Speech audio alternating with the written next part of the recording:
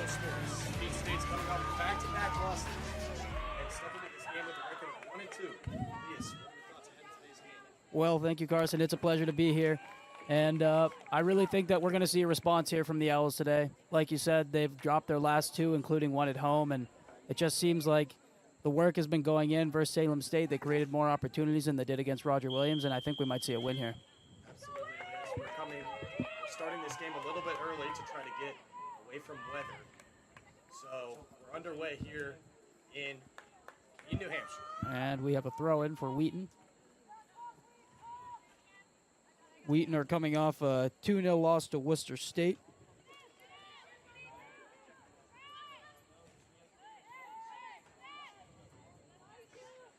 Let's go through the starting lineups for Keene State as we start.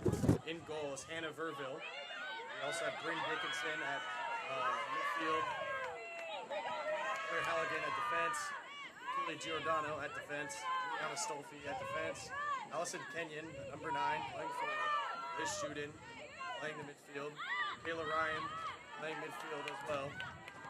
Elise Saab at defense. Emily O'Connell at midfield. And Paige Smith at midfield. And the lineup today for the Wheaton College Lions: in goal, Patricia Bandrup. Defender, Maya Thomas. A defender, Alex Dorr. Midfielder, Arden Ulmer. A midfielder, Kate Rafferty. A defender, Mala Shargloff. A forward, Karina Contreras. A freshman defender, Katie O'Neill. A forward, Ali Roche. A midfielder, Julia Sternat. And a forward, Kate Wickenheiser. That will do it for the lineup so far. So goal kick here to start the game for the Owls. Taken by Hannah Verville. It's her second start on the season. Here's Stolfi on the ball, kicks it out of bounds, and that'll be a Wheaton throw-in.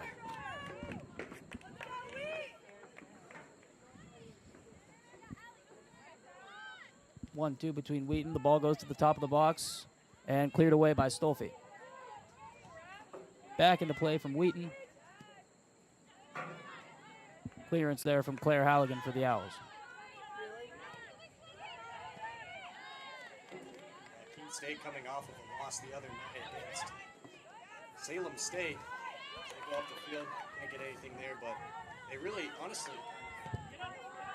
really controlled that game against Salem State, but just couldn't find a shot again to get in the net. They had multiple chances. We were watching the game together with us, and they really just couldn't put the ball back into the nets.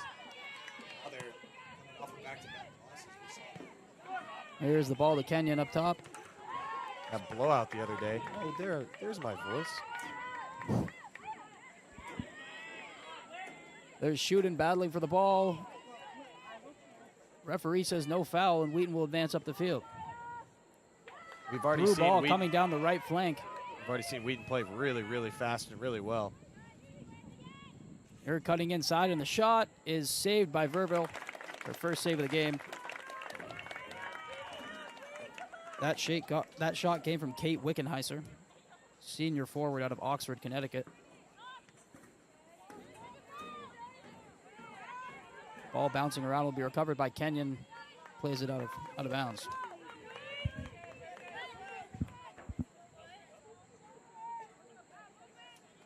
Wheaton throw-in to be taken by Katie O'Neill.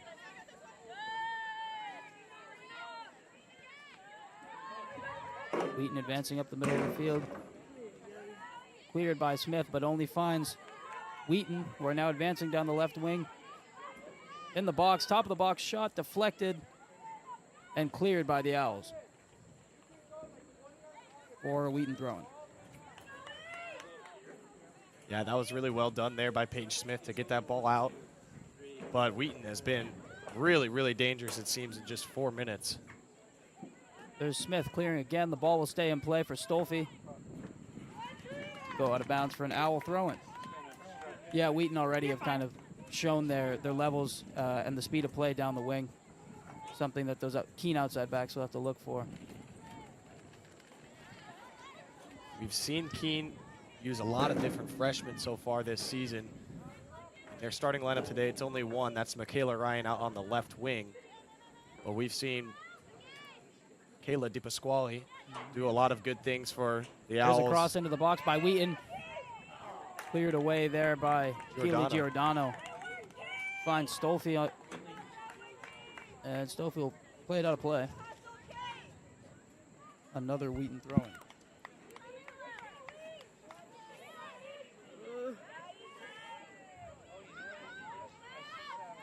There's Allie Roach inside the Keene box, cleared away again by Giordano for Wheaton's first corner kick of the day.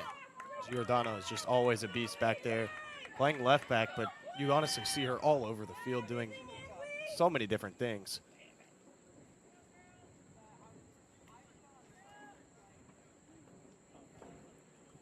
Corner kick taken by Kate Rafferty, cleared behind the goal by Juliana Stolfi for another Wheaton corner kick.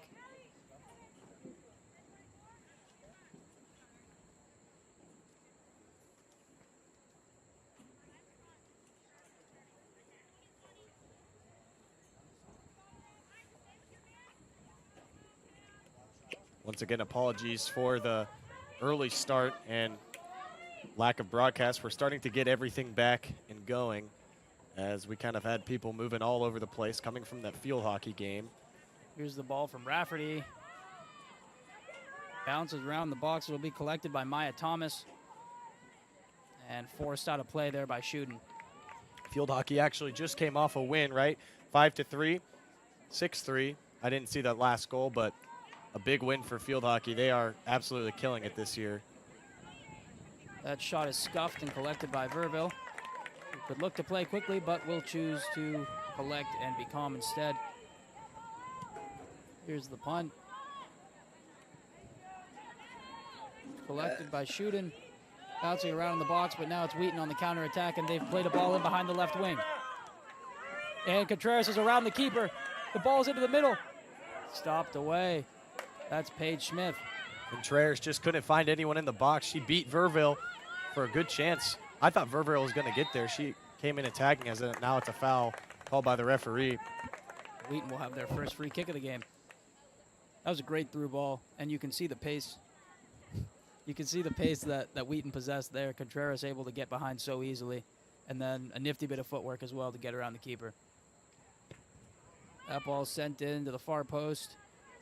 Will be collected by Allie Roach on the right wing, looking to cross. Backheel attempt and cleared away by Smith. Picked up here by Michaela Ryan. And the ball reset for Wheaton in the back. Ball played out to the right wing. Collected yet again by Roach, who's driving. She'll cut inside. She'll have a shot, and it's blocked away by Giordano. Cleared away by Stolfi. Roach, the captain so far, has been really, really dangerous for Wheaton. I'd imagine they keep trying to feed her the ball. She's kind of been in different spots in the field. We've seen her, outside on the wing, but also now we see her in the middle of the field.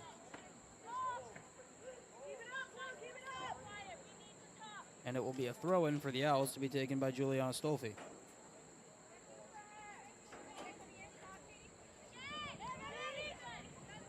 Battled for by Wheaton in the box, and now it's Kenyon collecting the ball. And she'll play Halligan, who has space to turn. Halligan will play Giordano, who's bombing up that left side. Finds Michaela Ryan. Ryan tries to play Giordano, but it's blocked away. And now Wheaton are on the counter again. We're in a foot race here with Roach and Paige Smith. Roach will cut inside and scuff a shot out for a Keene goal kick.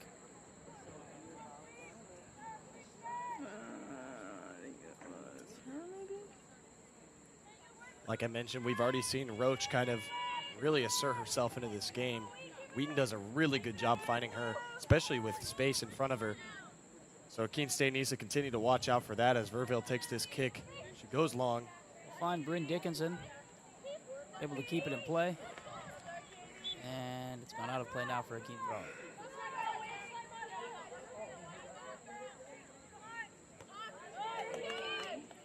Here's the ball at midfield. Played by Wheaton to find Halligan. Halligan again with space. Space to drive. She'll play Michaela Ryan, who will cut inside. Defender just gets the better of her there. And there's Roach again picking up the loose ball. Here's a ball that's free in the penalty area. Paige Smith fighting for it, and it will go out for a Wheaton corner kick. Excuse me. That time we saw, it seemed Keene State was kind of ready for that attack by Roach, but once again, Roach just making her presence known in the back. The speed is definitely something that I've noticed right away. Yeah. They're really able to get in behind, and it might have to be the back line dropping off, sagging off a bit, just to give them the space to play with their eyes forward. We saw in the last game one of the issues Keene State was having their midfield drop back on defense. Here's the ball from Rafferty. High, soaring ball. Roach wins the header, and Roach is just everywhere on the field right now. I know. Tough to control. I think as long as Keene State's midfield makes sure they track back, they'll be okay for now. It's just, they just got to mark Roach as much as they can. It's a goal kick from Verville. It's one, and it's Wheaton driving at the top of the box. It's a shot again, saved by Verville, and collected by Verville. Verville's had a busy day so far. Already 3 saves, and most of them, you know, within her reach for the most part, but 3 saves. 3 saves in 11 minutes is not something you want to see if you're Hannah Verville. It is not, and it's not something that her defenders will want to see either. They'll try to stop giving up those shots, especially early. One thing that we noticed in the last home game against Roger Williams was just the Owls were tending to concede early in both halves, and Sarah Testo spoke after the game about controlling that and stopping that from happening. So good to see that so far that game plan is working out. Yeah, like you saw on your screen, it's cloudy with a chance of meatballs. No, a chance of thunderstorms. And it's 77 degrees. We've got a bit of an overcast. It's real humid out here, so hopefully we can get this game finished before the thunderstorms come in. Here's Dickinson on the right wing playing in Kenyon. Kenyon will hold up her marker. And beaten away by Wheaton. Played forward. Allie Roach, and it's put out of bounds for a Wheaton throw. Yeah, it seems like Paige Smith has done a really good job keeping her head up and being almost one step in advance of Roach, but we see that again. That'll be a duel to watch all day. That will be.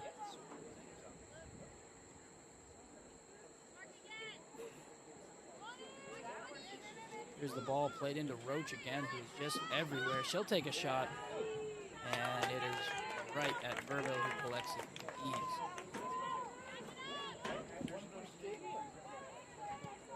ease. Punt is away, and won by Wheaton. That's Wickenheiser on the second ball, who's now driving down the right wing, defended by Giordano. Giordano will kick it out of play, and the Lions will get a throw. Your officials today are James Scherer, Aiden Valderrama, and James Rosher as assistant referee number 2. Here's Shooten. Shooten with time and space. Plays a good ball. There's Dickinson. First time to Emily O'Connell. The Owls have runners in Kenyon. Kenyon will play Dickinson, who has the pace to beat her marker down the right wing. Here comes Dickinson. The cross is in. Headed away by Wheaton. Collected by Halligan. Halligan with a shot. Blocked away again. And cleared by Wheaton by Kate Rafferty. Really good piece of play there from Keene State. That was a good team attack. They moved it up and down the field, but here comes Wheaton again. Here's the dangerous counter, and that is a great tackle by Keely Giordano.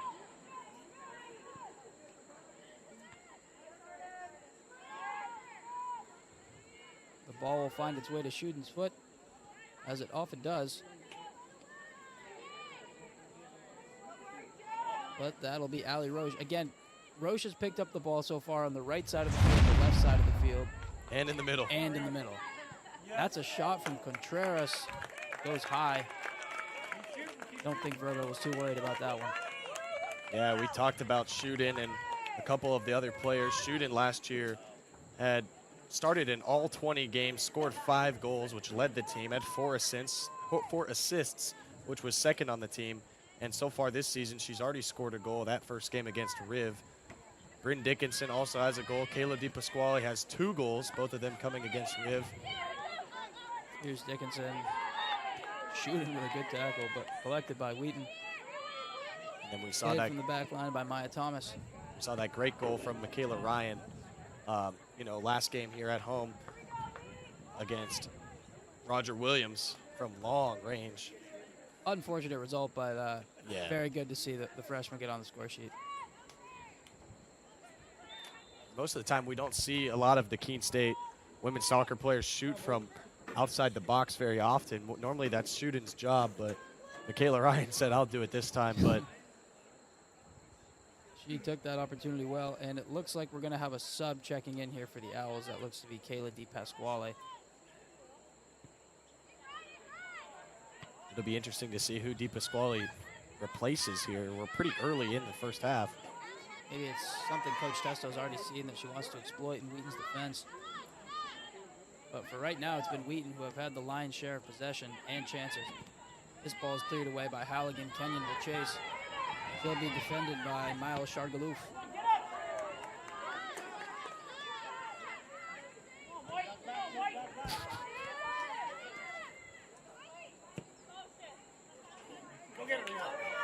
My apologies, that's Miley Shargalouf.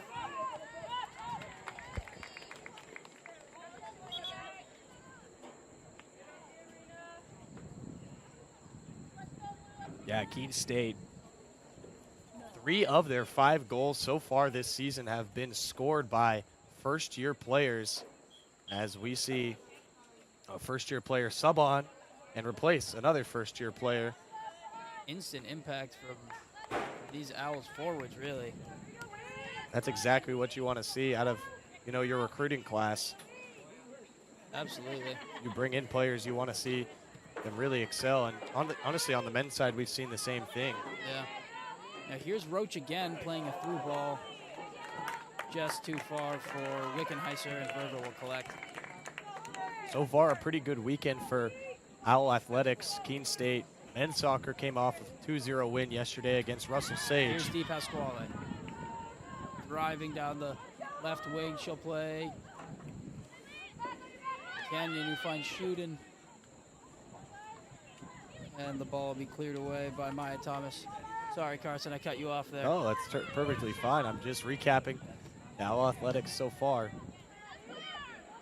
Goal scored by newcomer Dorian yesterday, and Christian Correa gets his second goal on the season. The Owls threatening and unlucky there from O'Connell. But a big win yesterday. The men's traveled all the way to Albany, New York, played that game, and came home with the W. And then myself, like we mentioned, field hockey got the win today. So one more win coming from Keene State women's soccer, and it'll be a sweep. But then there's the men's game tomorrow against Colby Sawyer. That'll be at Colby Sawyer. So if you want to tune in, go to the Keene State College website. Here's Stolfi playing shooting. Plays Saab with space. She'll find DiPasquale. DiPasquale with room to roam. She'll just probe a defender and find shooting again. Shooting looks to play through ball, but it's just too heavy for Kenyon to chase down.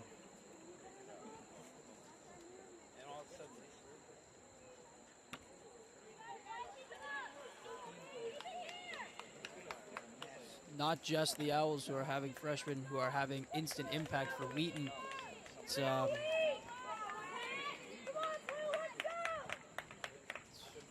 It's freshman Karina Contreras who has a goal and an assist, leading her team in both categories and picking up both of them in a 2-0 win against Regis to start the year. Yeah, Wheaton looks really, really good, but only a 2-0 win to Worcester State. So, I think it's in reach for Keene State. We've seen some really good moments so far. That's a ball in, cleared away by Stolfi. One thing Keene State struggled with last game was getting those shots on goal or just getting shots in general. They were outshot by over probably 15 shots in the last game, and it wasn't really a matter of them not creating chances. They just couldn't finish in the final third.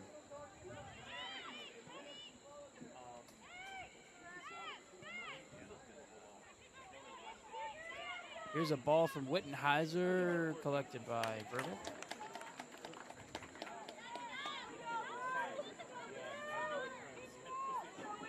And she will clear. We're now 20 minutes here through the first half at Dr. Ron Butcher Field.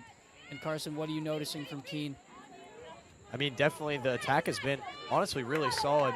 Here's Bryn Dickinson down the line.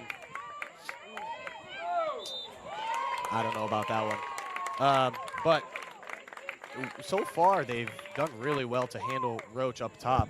Roach now looking like she's playing striker at the 9.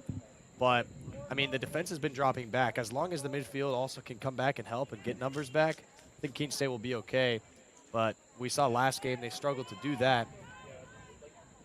So if they don't do that, it's going to be a bad day for them.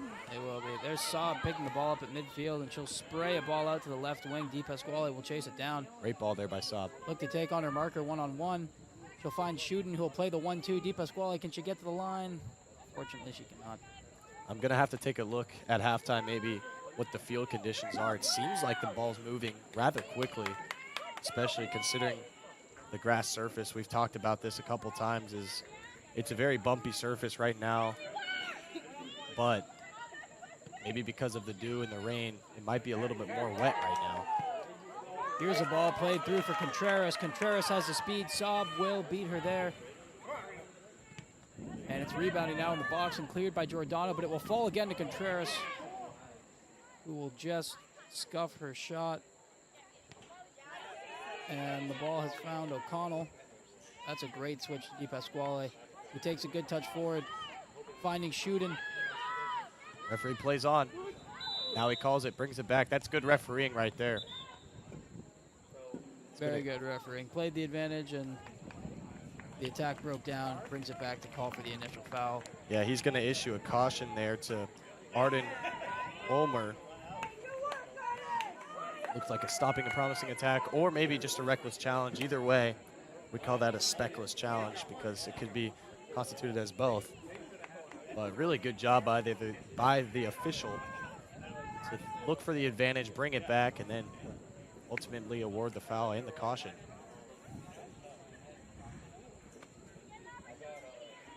Looks like another sub will be gearing up here for the Owls. That's midfielder. That's Marissa McCarney. Yeah, well, I'll be interested to see who she replaces as well because I feel like the midfield has done really well so far. Good ball there in by Saab. Collected by Di Pasquale. Out on the left wing. Shooting, dribbling. Beating one and blocked away there by Wheaton.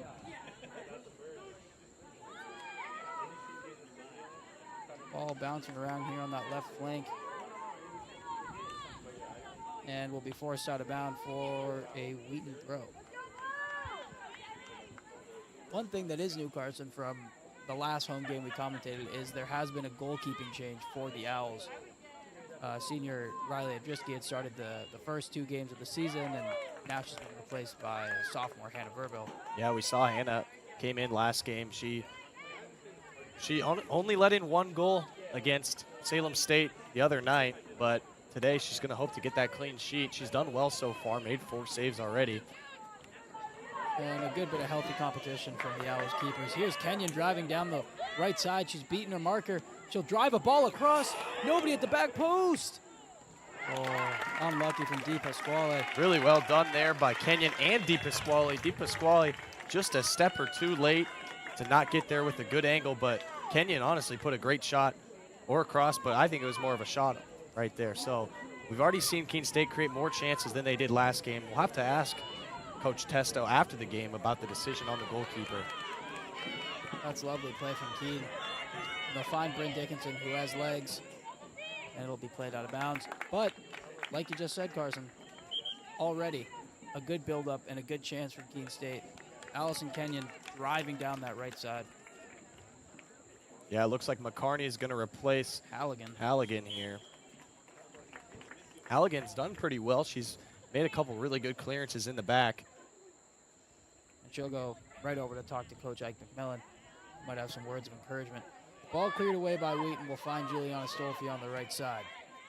That ball will be deflected for another throw. As long as Keene State keeps the ball in Wheaton's half and they're attacking third, I think they're going to find the back of the net very soon. I mean, this game's really flipped. The first 15 minutes we saw it was all Wheaton, and now it's been a lot more Keene State. this game last year was also a very tight game, a very close loss for the Owls, 1-0. But proof that this is a competitive matchup that will continue to be entertaining. Absolutely. We've got a good one so far. One thing we saw last game was, or at least the last home game, was Keene State allowing those goals in the first 10 minutes of each half. A lot of their goals came from that time, 4 of them, in fact. And we've already seen them get through that first 10 minutes already. Coach Testo, after the game, said that that wasn't really something she thought about, and she thought that that was kind of just a Unlucky. just an unlucky stat. Here's but a service in the box, excuse me, Carson, and then cleared away. Continues on. Okay. All right. So, yeah, I mean, they've done really well so far to get through those first 10 minutes, and they weathered the storm early. So here's a ball to Contreras. She's on the left wing. Oh, I know Carson was biting his tongue, as was I. yeah, I thought the announcer's curse literally just The commentator's presented curse. itself. But here Keene we are. survived that scare. And they've now made it through 25 minutes of play without conceding. And they've gone about 10 minutes without conceding a shot as well.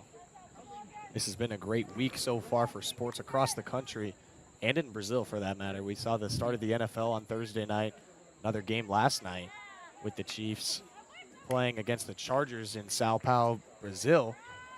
And then we've got college football all day today. We've got NFL tomorrow. We've got women's soccer. We've got men's soccer, field hockey. Everything's going on right now. In the world of soccer, we've got World Cup qualifiers coming from every corner of the world. We saw Colombia get a big win the other day to qualify them. We saw, what else? We saw Lionel Messi score 2 goals on his final appearance, perhaps playing in the Argentinian shirt on Argentinian soil. It's been good. It's been good. good watching, man. It's been good. You can't really hate a week like that. No, not at all. And it's only going to get better. It will get even better here if Keene are able to sneak a win out of this game. That will be collected by the keeper, Patricia Bandrup, who will play Miley Shargaloof. I think I got it that time. If you want to keep up with national sports, I'll get back to that. Hold on. Ooh, cheeky backheel attempt from Wheaton, but it doesn't come off. If you want to keep up with national sports, be sure, coming very soon, a podcast by me and Elias. Name TBD, date TBD, but it's coming soon. So make Watch sure your social media channels. watch for your social media for that. future announcements. 2 players are going to come off here for Wheaton. One of them will be Contreras, and the other will be Emma Jane Parsons. Actually, 3 players are going to come off. The third one is going to be Kate Wickenheiser. So Wheaton take off 2 players who have already had a big impact or 3 players, but 2 who have really been on the ball in Contreras and Wickenheiser, each operating on respective wings. Yeah, we saw Contreras get in on goal a couple of times there, but really couldn't get anything going. There's Liz Shooting on the ball for Keene State. We haven't seen shooting on the ball too much so far. Great ball played in there. Dickinson's going to run for it. Dickinson will duel with Katie O'Neill. The ball will be played to the keeper. Bounces over Shooting, but she's able to collect. Finds Stolfi back to Shooting. It's a good ball on the ground to Kenyon. Kenyon with a nifty turn, and he'll find O'Connell. O'Connell with a pass. McCartney. Lovely play from the Owls. Oh, is that a penalty? Is that a potential shout for a penalty? The referee says no. If only we had instant replay here on the Owls Media Network on Flow Sports, but unfortunately we don't. We aren't going to be able to see that one again. I thought it was a penalty. We'll have replay coming very soon. I don't know what will be coming first, the podcast or the replays. But be tuned for both. They're both coming. That's the exciting thing. That's the exciting part. Lots of things going on. Ball is bouncing around here in Wheaton's half, but it will be collected by Riley Hickey, who will drive down the wing and play Gina Travato, who will send it back get to Hickey. Right back to Hickey. She has the beating of Stolfi. Verville will come out and collect. And so far, we've seen a very confident performance from Hannah Verville. Yeah, I mean, we've seen her come out for a couple different big moments, and then obviously we talked about the multiple saves she has. Keene State defense is doing a lot better, too, as well, to make sure that those Wheaton attackers don't get in behind their defense. It was nifty feet from McCartney. Keene State does have some speed coming in up top with Kylie Raposa being ready to check in. I'm going to assume she's going to take off Allison Kenyon. That seems to be the rotation that Coach Testo is going with. And here's a ball played by Di Pasquale for Kenyon. Good battle with Thomas. Thomas would push her and the ball out of bounds for an Owl throw-in. Yeah, the substitution should be coming here, but yep, and here it is. Yes. And it is Kenyon.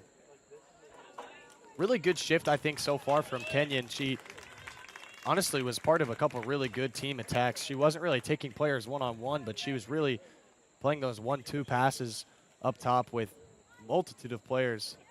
And she did have she probably created the biggest chance the Owls have had all day. Absolutely.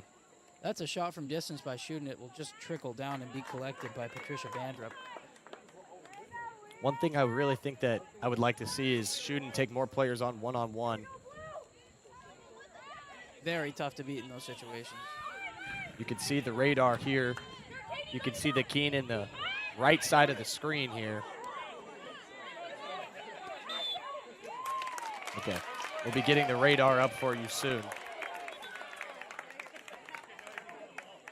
Foul called there by the referee.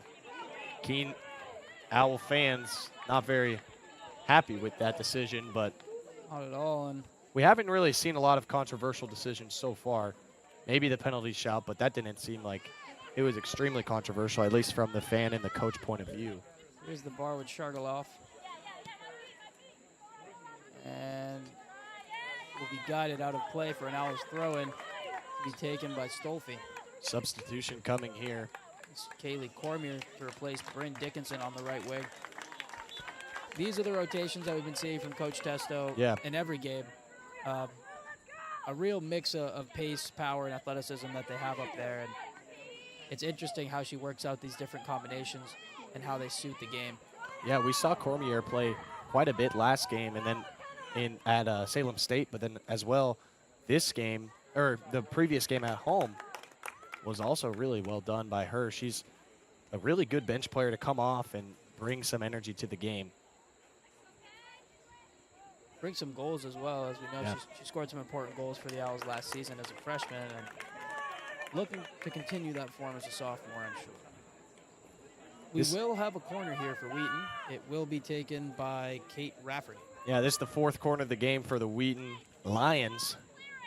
They haven't really been extremely dangerous. I'd love to see Hannah Verville come out and claim a cross here. We'll see what this one is. It's a high floated ball, lofted to the 6. Keene will win the first ball. And Cormier defending here against Hickey. Hickey looking to get a cross in, unable to. Instead, she'll find Katie O'Neill, who will send the cross in. That'll be headed away. That's Elise Saab. One big difference from Andriski and Verville is their height. I mean, Andriski stands at a lot higher of a height. I'm going to find it right here for you. Andriski stands 5'9", Hannah Verville at 5'7". Those are big differences in the terms of goalkeeping and how high can you get up on the field. So I'd be interested to see what Testo's thoughts are kind of on that difference, and then maybe someone's a better shot stopper, but they also could just be throwing in Verville to give her some reps out there. It's definitely important for coaches to put in players to make sure that they can play, and rather than just taking what they see off of practice, so throw them in the non-conference games, because you never know what's going to happen, especially at the goalkeeper position. Could have yourself a gem, you never know. Here's a corner taken by Wheaton. It'll be flicked by Maya Thomas, but the ref will signal that there was a foul in the box. So it will be a free kick coming out for the Owls.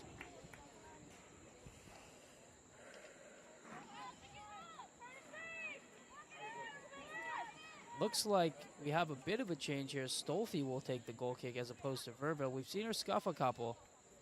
Could be the ground, as we've mentioned before. It's a slick surface. It's also a bumpy one. Ball can get caught under your foot. But better safe than sorry there from the Owls. Definitely a good decision, I think. Stolfi's got a boot. Might as well use it. Here's a shot from Wheaton from distance, and it's right at Verville again. That was Kate Rafferty with the shot. So far, the Lions have shot a good amount, but none really testing Verville. Most of them just straight to her hands, which I'm sure she will not be complaining about whatsoever. Absolutely not, but at the end of the day, you don't want 5 shots on goal if you're a goalkeeper. That's not something you want to see from your defense. Not at all. And it looks like both teams are preparing a change. For Wheaton, it will be Julia Sternat replaced by Maya Shasanoff. Yeah, and Ruby Gatulis is going to sub in for Juliana Stolfi as well. And it looks like Liz Schuten's also coming off the field. Who replaced her? Number 24, I think. Brooklyn Boothroyd, sorry.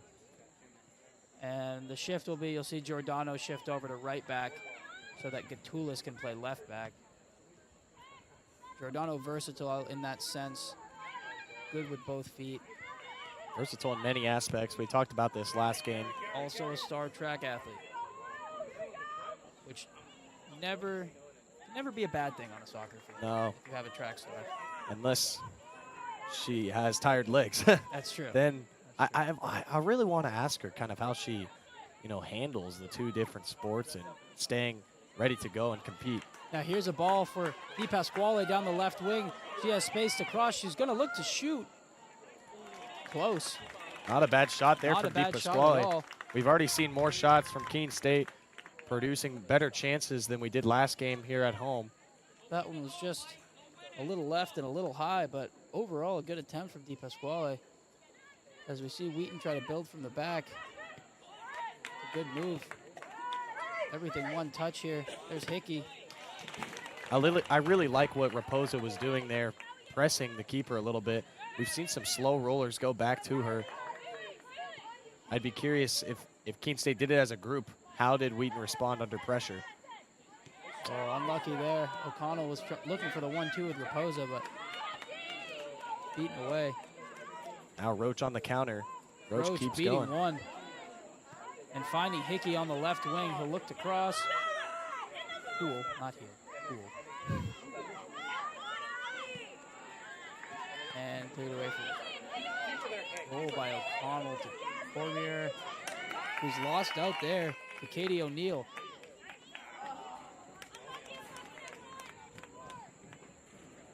Again, I think really good job there by the midfield of Keene State to drop back on defense.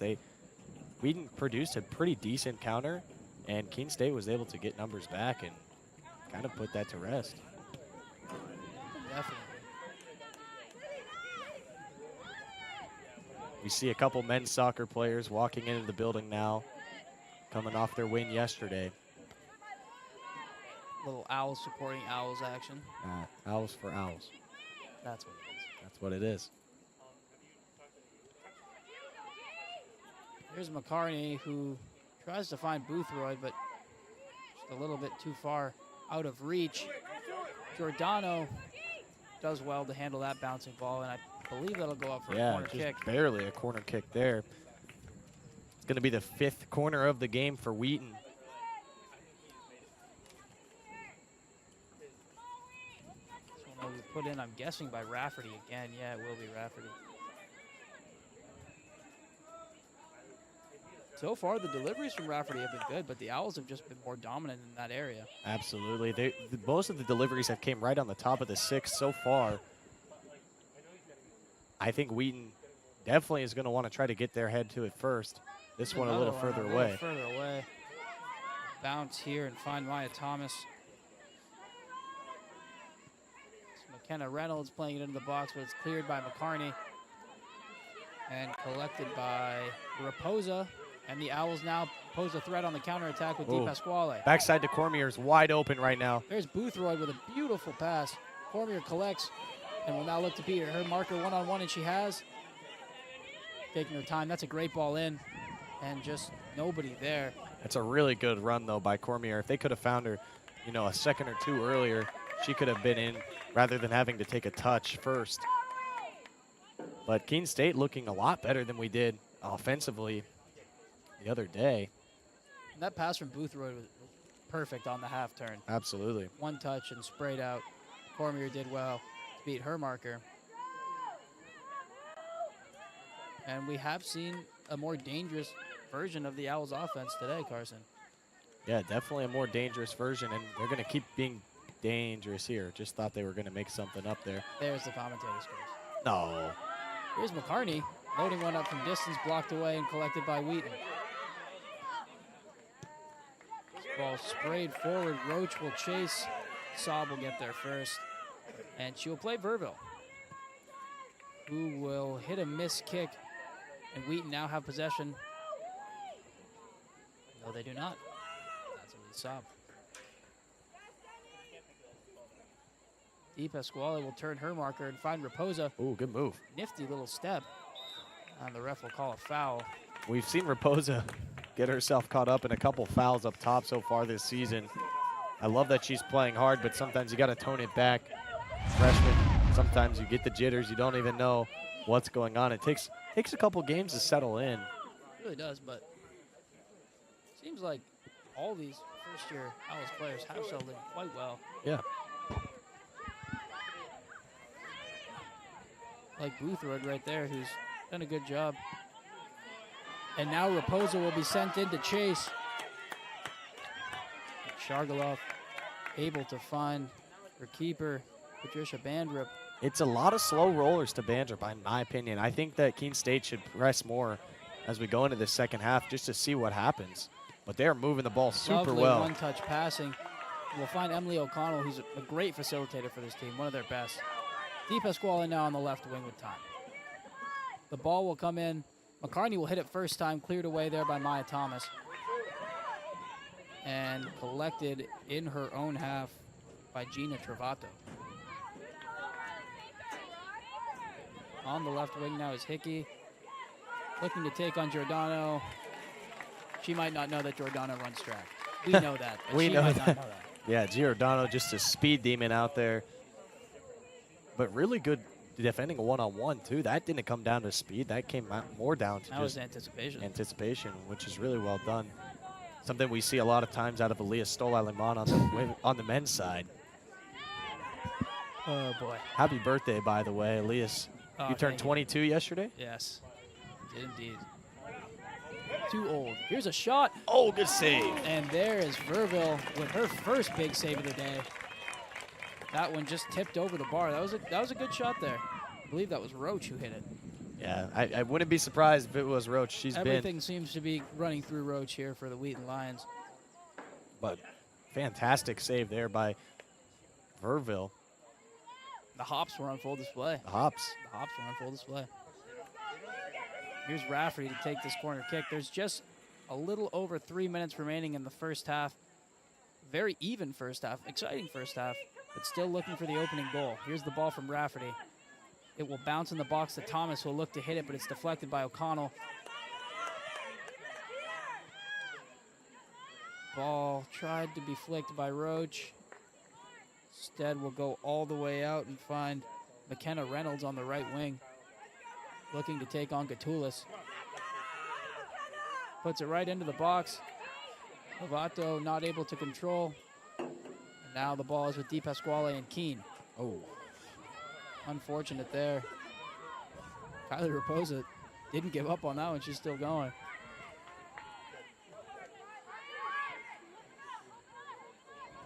And a mishit pass from Wheaton. And a mishit pass from Keene. Yeah, I was about to say that. Decent showing from Owl supporters today. Quite a few fans from various sports and then other family members. Here's an opportunity. Gatulis and McKenna Reynolds, but here's Roach again, picking up the ball and driving. Beating one for Lovato. That's a lovely touch inside. And it's a goal. It is the first goal of the game. That is Gina Travato for Wheaton. A lovely fake step, beat her defender, and then slotted past Verville. Nothing really that the keeper could do there. Absolutely, a really big moment there for Travato. It seems like she's really fired up. It's her first goal of the season so far. Unlucky play there defensively from Keene State. The defenders kind of just got beat. And then we saw Paige Smith and Keely Giordano kind of give an attempt to the ball and just kind of got crossed up, and then a decent finish from Decent Keene finish Travato. indeed. So with just under 2 minutes remaining in the first half, we have seen our first goal. And it is the Wheaton Lions who will take a 1-0 lead through Gina Travato. You know what I did see there, Carson, was we've been talking about Roach all day. She was given the space to drive into the box and find that pass. That's something that just can't happen. Yeah, absolutely. I mean, Keene State has done well to, you know, like kind of tame that down, but that time Roach just kind of got the better of Keene State and created a really good chance. It was a really nice turn from Travato as well, who didn't start, but maybe she'll start next game, as she already has a goal here off the bench. There's Maya Thomas, who will find Roach again with space. Roach looking to drive again. Here she is doing it. She's beaten one. That's cleared away by Saab. As far as Cormier. Bit of a scuffle there. The ball will find Hickey on the left wing for Wheaton. Around Giordano, cross sent in. Beaten away by Gatulis. Good defending there by Gatulis. We got 20 seconds remaining here in the first half. Well done by Boothroyd to find Cormier. Cormier will hit a ball up there for Raposa. 10, 9, 8, And that will be 6, Shargalov. 5, 4, Take that away. And that is halftime here at Dr. Ron Butcher Field. Thanks for joining us here on the Owls Media Network, powered by Flow Sports. We've got 45 more minutes to come. We'll be back after these messages.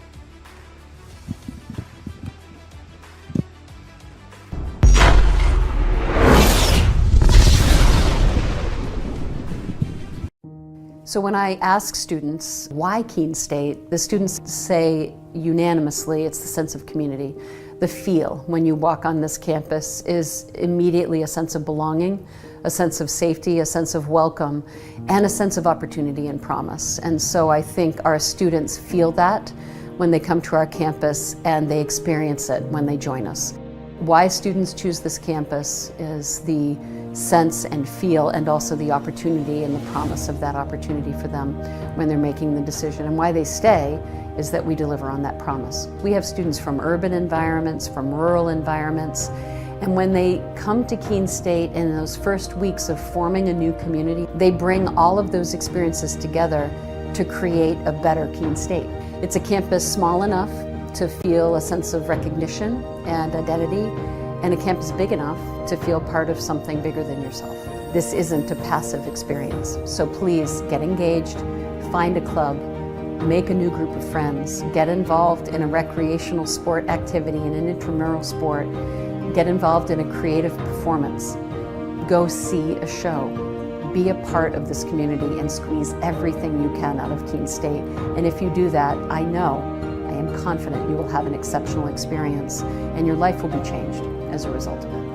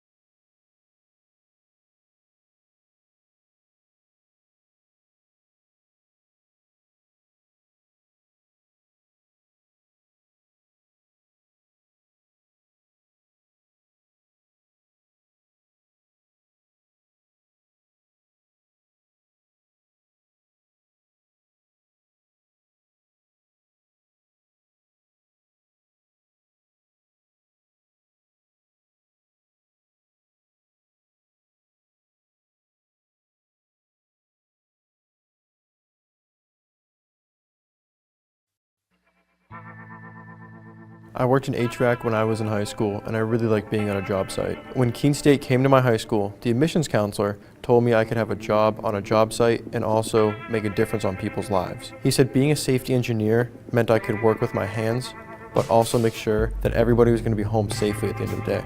The safety field is growing rapidly because companies are noticing that keeping their workers healthy means that they can keep their workers working. My plan is to graduate from Keene State so I can get back onto a job site as a safety engineer. It's great because there's jobs to choose from all over the United States, so I can basically go anywhere I want. Keene State is giving me the tools to make that happen.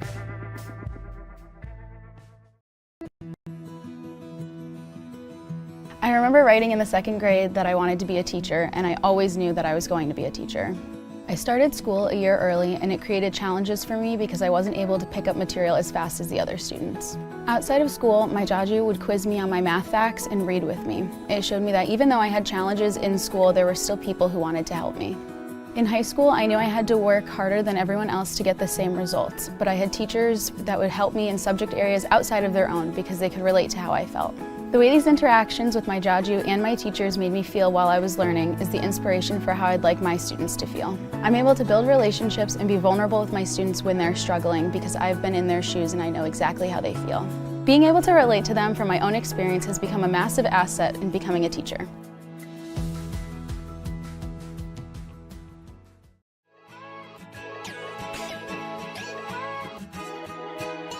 We are Keene State. Here, we believe that everyone is welcome and anything is possible. We're empowering your unique voice. Igniting potential and possibility. Look closer.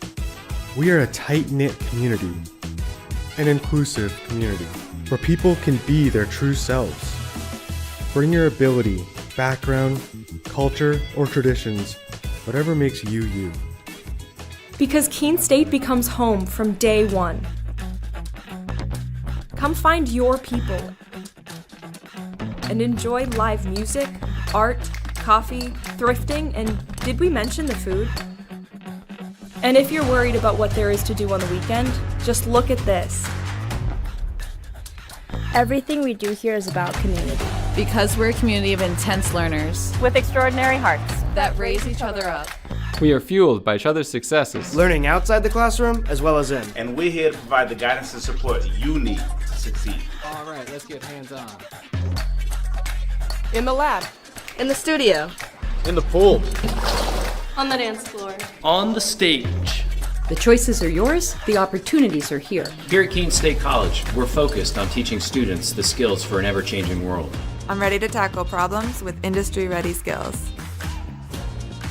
You'll get a resume that writes itself, and a paycheck that earns. Elevated confidence. World-class courage. And we never stop learning. True learning takes collaboration.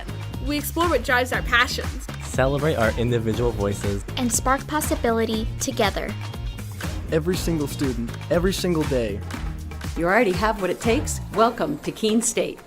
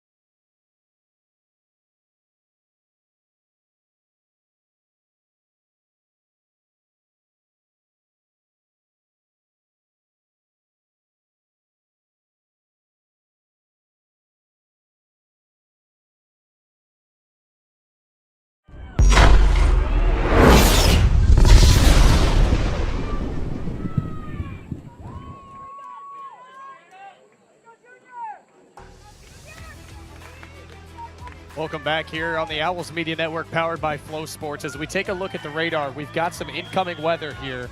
Carson Flick, meteorologist from Keene, New Hampshire. Hopefully we can get through a majority of this game, but we'll see as we're back underway here. The Lyons of Wheaton College currently leading Keene State. We talked at the break about things that Keene State should change. One of the things that we talked actually with assistant coach of the men's team, Declan Coughlin, about was Keene State's transition defense. We talked about that last game, actually. They couldn't get back on defense as good, and we've seen that been, a struggle point again. Especially with a team like this that is so dangerous on those counterattacks and that has the speed, like number 12 with Contreras. Absolutely. It's pivotal that the Keene midfield is able to recover in time to help their defenders out. As here's a ball sent over the back line that Contreras will chase down. Verville is out of her net, and Contreras takes a bad touch out of bounds, but interesting decision there from Hannah Verville to leave her. Hannah Verville definitely got lucky. That was not the right moment to come out, but ball goes out for a goal kick. You move on, you live and learn. It's all good. One thing I think that Keene State should also work on doing is pressing the goalkeeper more. The passes back have been super slow, and we haven't really seen a lot of pressure. And last game, the pressure actually was what caused Keene State to actually score a goal. So why not do it? Allison Kenyon created that issue in the last game. Similar. So go ahead. We are seeing a change. Just wanted to note in the midfield that Mariella Sitsanis is now into the midfield, having replaced Emily O'Connell, who started the game. Yeah, other than that, it's the same thing. Liz Shuden, Halligan also in the middle, Dickinson on the right wing, Allison Kenyon up top, Michaela Ryan at left wing, Keely Giordano. Now here's Shuden, who will collect. She can spray a ball out. Additionally, it will be collected there. Paige Smith and Saab in the back, and then Stolfi as well in the back. Skipper. I checked the surface at halftime. I said I'd do it. Meteorologist Carson's back. The surface, dry. I thought it might be wet by how fast the ball's been moving. No, it's dry. And that means that it is also bumpy. Yes. Because that is unfortunately how this field is. Unfortunately, this summer, the water sprinklers here on Dr. Ron Butcher Field had a little bit of a mishap. And it was unknown by the groundskeeping crew here at Keene State for a couple weeks, which causes a couple dry spots here in the grass. But if I were to choose a field to play on, I'd definitely prefer this field over some of the practice fields just behind. Definitely. Even some of the fields in the LEC. That's very true. Yeah, on its day, this is, I would say, one of the nicest, if not the nicest stadium in our conference. Here's a ball for Contreras. She'll get by Stolfi and shoot.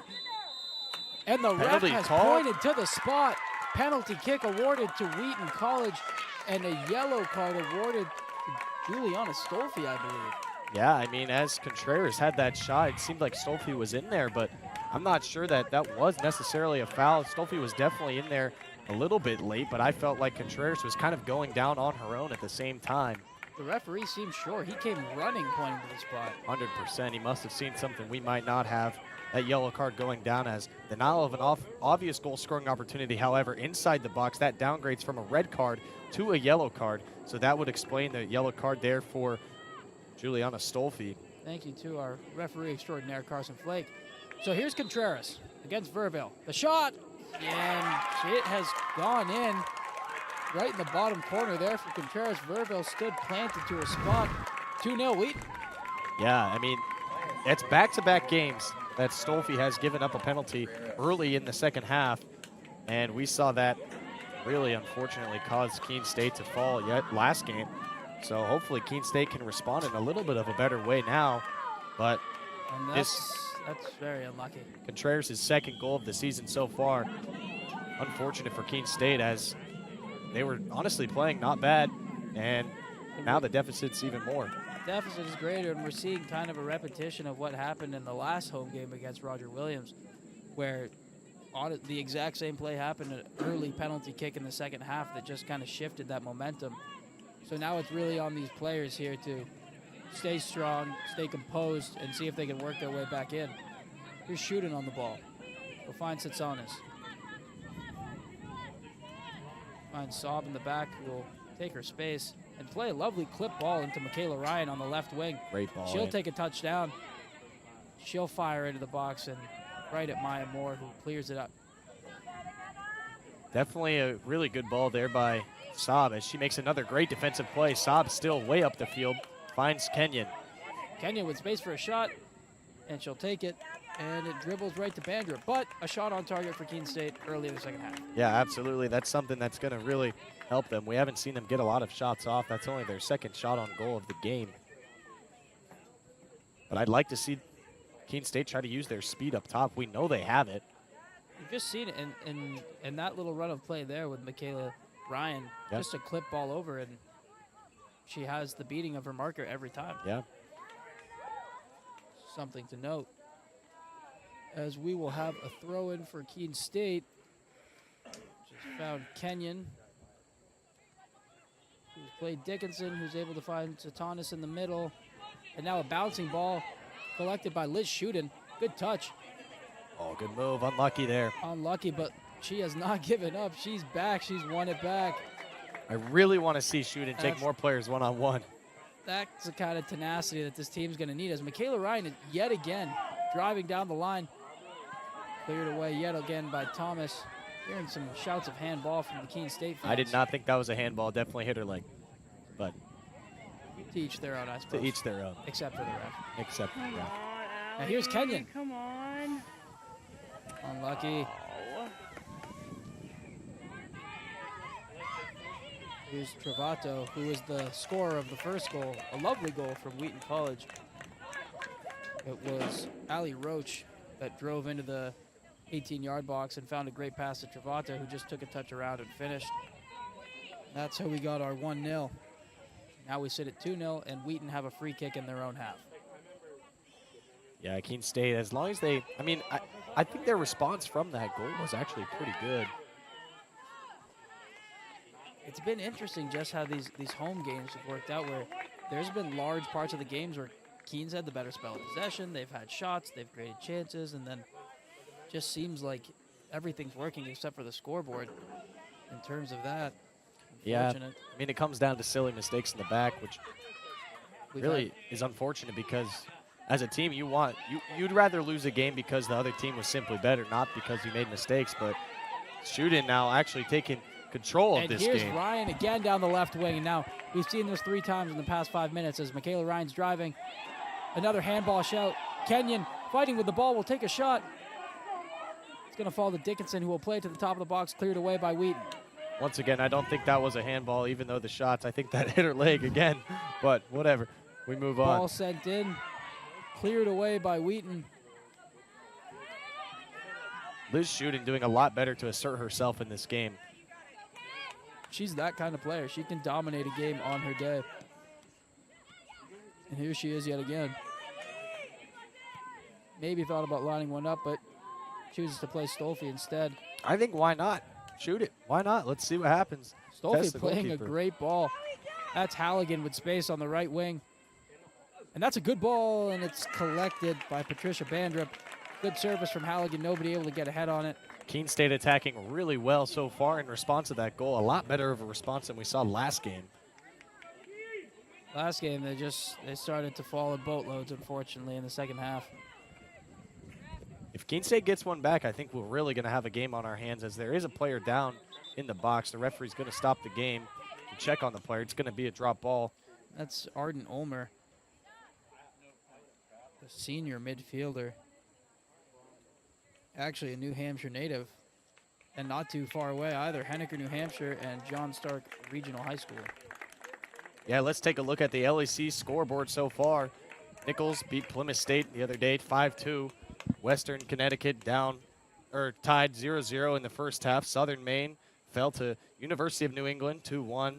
EastCon up 3-0 at the half. Rhode Island College down 0-1 to Brandeis. And then Russell Sage and UMass Boston face at 3 p.m. So not great results so far from the LEC as we see, which in these kinds of games, it's tough to think about it because in the end, the conference games are the ones that matter. You need to, do well in your conference to make the tournament and then ultimately get a good seed. But people take these out-of-conference games really, really seriously as well. I mean, little scuffle there. And I think, of course the LEC games are more important just because that's how you make a postseason run. But these non-conference games, especially early in the season, can be huge tone setters for an entire squad, really. And it's important that they get these games right, that they get points out of these games. Absolutely. And in terms of, at-large bids, it can be important, too. If you go, you go undefeated the whole season, no matter what, you're going to make the tournament. So, I mean, these games are really important, but it's also big moments to learn and build some momentum. Well, there's a ball from Rafferty. It's a good one to the back post header, just wide. I believe that was Alexander Therian. And got now, her head on that ball. Now Roach is going to sub into the game, so definitely a game changer for Wheaton. But so we'll see if this changes the game at least a little bit now. But Keene State has really been trying to play quickly. Go ahead, Elise. They have indeed. No, I was just going to say that will be Roach subbing in for Emma Jane Parsons, and like you said, and like we've said multiple times this broadcast, this is the danger player for the Lions, and something that Keene will have to be wary of constantly throughout this game. As they play a ball to the right wing, and there's Therian. Therian against Gatulis, that's a good move. She'll skip by, but Gatulis does well to get back and defend. And a helping hand from Halligan to clear it out of play. Well done there by Gatulis to use her body effectively, but also limit a penalty kick. It will be corner. It's their 7th corner of the game for Wheaton. Corner's going to be taken by Kate Rafferty, who we've seen take every single corner so far. Every single set piece, minus the penalty. Ball's in, high floated ball. Missed by everybody, and a chance at the back post. And it's gone in. That's number 4, Alexandra Therian. Wow, kind of came out of left field there. The ball just bouncing in the box, not touched by anybody from either team, and she just hits it on the half volley. I believe there was an attempted clearance on the goal line from Stolfi, but it was just out of reach. Yeah, unfortunate there from Keene State. Now they trail 3-0. Like I said, we said earlier that the service from Rafferty was very good, and that eventually something like this could happen, and it has now, unfortunately, for Keene State. Yeah, another substitution here for Keene State. Emily O'Connell subs onto the field. She's replacing Ariella Testonis. So now we sit 10 minutes through the first half, and we have a 3-0 scoreline in favor of Wheaton. Two of those goals scored in the last 10 minutes. But this goes right back to what we talked about last game, which is Keene State allowing goals in the first 10 minutes of the half. Unfortunate, but that's just how it is, and it seems like a lack of focus coming out of the locker room for Keene State. It's just, in the game against Roger Williams, it was, you could say it's a one-off, and things like this just happen, as they do in all sports, but now that it's been 2 home games in a row with this kind of pattern, it's definitely something concerning here from the coaching staff and concerning for the players as well. As that's Dickinson fighting for the ball and losing out. Here's Lovato driving, good tackle put in by Halligan, and she's earned the free kick for Keene State in their own half. Now, you can see on your screen, Keene State's been outscored 9-1 in their last 6 home games. 2 home games. That is coming off the back of that Roger Williams game, which was a unfortunate 6-1 loss. Michaela Ryan scoring the only Owl goal of the day. Here she is on the ball. She'll find Gatulis, find O'Connell. And now it's Therian, the goal scorer, driving. Trying to play a through ball, nobody home. Halligan, Ryan. won by Wheaton. Therian again is really asserting herself in this second half. There's Ryan, who's turned the ball over in a dangerous spot to Julia Sternot. He's beaten her and crossed the ball in. It will drop only as far as O'Connell, who sends it into orbit. Going back to the topic we had earlier, is Keene State allowed that goal against Salem State in the 13th minute of the game. So when you look at their first 15 minutes, it's a Here's struggle the by chance. Kenyon. Allison Kenyon in the box, a shot, sails over. A good effort overall there from Kenyon, who didn't really have the angle, but again, and I think, Carson, this is something that we talked about last game. It seems to be that when the Owls find themselves in those menacing positions offensively, they find themselves 1v2, 1v3, lack of support and lack of supporting angles from the fellow attacking players. Yeah, I mean, it's important that they get numbers up as well. I mean, we talked about them getting numbers back, and obviously it's better than, you know, not allow a goal than to score a goal, but at this point, it's more important to have numbers forward, especially when you have speed up top for Kenyon.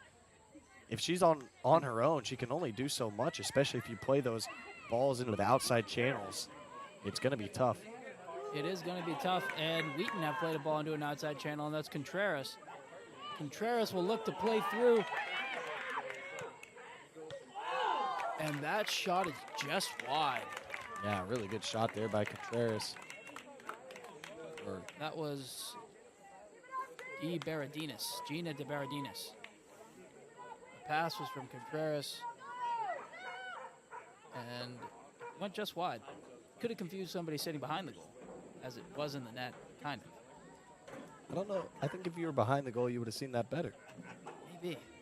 Somebody would have to be able to. Maybe you can walk over there and. I'm not going to walk over there. We can do a walkie-talkie situation. That would be interesting. I mean, we've done crazier things on the Owls Media Network. That ball's picked off in a dangerous spot. There's De Baradinas again. Tries to find Therian, hits her in the back of the leg. And now it's Liz Shuden leading the Owls up the pitch. Michaela Ryan now on the ball. Composure as she plays backwards to Gatulis. We really need to see Shuden, and here she goes. Take part of this game. And she's found the switch to Bryn Dickinson, who will face up her marker before playing Halligan on that right flank. She'll drive. Halligan looking to put in the cross, and out for a corner. Out for a corner kick off Shargaluf. Now Keely Giordano is going to sub in, as well as Kinsey Donegan. So Giordano is going to really help on the defense, especially tracking back with her speed. Donegan hoping to help out a little bit more up top. She'll be replacing the captain, Stolfi. So a corner here for Keene State. Looks like it'll be taken by Dickinson. I think it's important if Keene State can get onto this one to try to make this game something. Absolutely. Get themselves some momentum. Ball one in the air by Thomas for Wheaton. And now Wheaton are driving up that left flank. The ball will be played to Contreras, who has space and time ahead of her.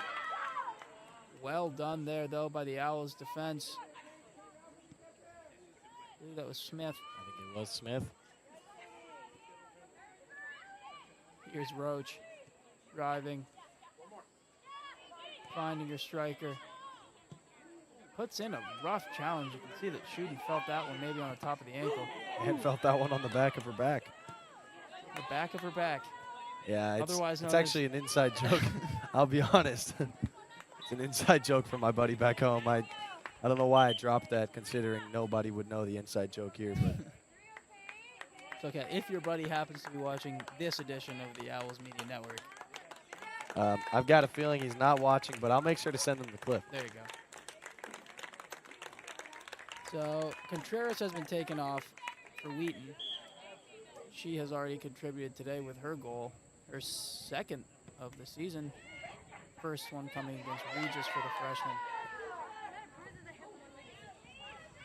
Lee Saab making her presence known in the back. She's done well, actually, to dribble upfield and find some players. I will say Saab's had a good game. She's taken the opportunities to dribble out of the back. Absolutely. And has found the pass several times. That pass was not found. Still chased down by Halligan. A little bit scary there from Halligan. Good to see her, though, with the urgency to get forward. And Bandrup. After all, Bandrup, she just miscontrolled that a little bit. Would have been a good play from her. Would have been a great play. Bandrup's done really well so far as well. I think she's played well with her feet. Yes. Here's a ball played over the back line, and Bandrup's there again. Bandrup is there again. Shooting a player who's very, very happy sending those long balls in, and sometimes it's just a miscommunication between runners and shooting, but we've seen a couple times today that she's tried to play a ball over the defense and just not really had anyone there. Now it's Wheaton, and that's Wickenheiser collecting the ball. Yeah, Therian wide open on the backside. Surprised she didn't try to get up in there. Chose not to find her, chose to try and play Allie Roach. Can't really blame her. Roach has been terrific here today. Absolutely. Here's Wickenheiser again. She's got by Giordano. She'll send the cross in, and it soars over the net. Now Kayla DiPasquale is going to sub in. Looking to make an impact, as she did against Revere in her college debut. Yeah, she's going to replace Emily O'Connell. So a little bit of a different change. We've seen her taking out Michaela Ryan, so this time Coach Testo electing to actually keep in both of the first years. Looks to be an attacking change there from Testo. McConnell, not too bad of an attacking player herself. One of the best passers this team has, and also one of the best dribblers. But perhaps Coach Testo opting to go for more speed and power in DiPasquale. Well, also you've got to think O'Connell played the whole first half, even after subbing off a lot of the starters. She played the rest of the half, and with the re-entry rule here in the NCAA, they could just be giving her a quick rest. Here's Donegan on the ball, skipping it down the line to DiPasquale, just goes out of bounds. Throw in for Wheaton.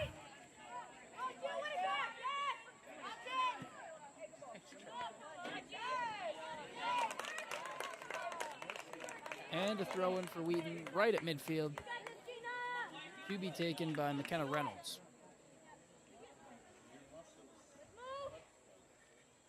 She will look to play down the right wing, but instead she finds only the foot of Elise Saab, who plays it out of bounds yet again. As we take a look here at Athletic Director Marty Testo, not a great angle, just the back of his head. There you see his face a little bit, but he's been a part of the program, and the Owls as an athletic department doing really, really well. As a whole, 2024, they won the LEC Commissioner's Cup, and a great touch there by Marty Testo. But, yeah, they won the Commissioner's Cup, which is, if you're unfamiliar with how it works, it's a compilation of every single sport and how they do in the LEC. And Keene State, out of all teams in the LEC, won it again this year. Again, last year was very successful across the board for Keene State. And some dogs. Camera 3S found a dog. We're back on the Owls Media Network, powered by dogs and Flow Sports. Mostly dogs, though. There's Kenyon winning a ball. Can't wait for baseball season when there's dogs just every single time at the ballpark. Here's Keene State. There's Bryn Dickinson. That's a good ball into the middle. DiPasquale just arrives a tad bit too late, and that ball goes out for a goal kick. Despite the scoreline here, I think Keene State's honestly created a lot of chances. They haven't had the shots on goal to prove it, but the chances have been really, really good. Unfortunate, they really can't finish. They can't find that final shot. That really has been the missing piece for the Owls. They're shooting, doing well to win a ball in midfield. Skipping by one. There you go, Carson. There's that one-on-one. And she has won a free kick. And see, you take her one-on-one, You either get by, you get fouled, you get something out of it no matter what. Can't hate that. And we're going to have 4 changes coming on, 2 for each team. Not right now, though. After this free kick. Got excited. Just wanted to let you guys know what was happening. Thanks, Elias. Anytime. That's what I'm here for. So here's Giordano standing over the free kick. Send it in. Dickinson looks to flick it on. Di Pasquale looks to find Halligan at the top of the box. Shot deflected and collected quite easily by Bandrip, who will push her team upfield. So, you know what? Thank you for showing this, because Cormier is going to be subbing in, and she seems like she knows Mia Chasanoff pretty well, who's also going to be subbing in. They gave a little bit of a hug right in front of us here a couple seconds ago, and they've been chatting it up on the sideline. So, cool moment. We're going to see if they have a connection. A little bit of investigative work, both from Connecticut.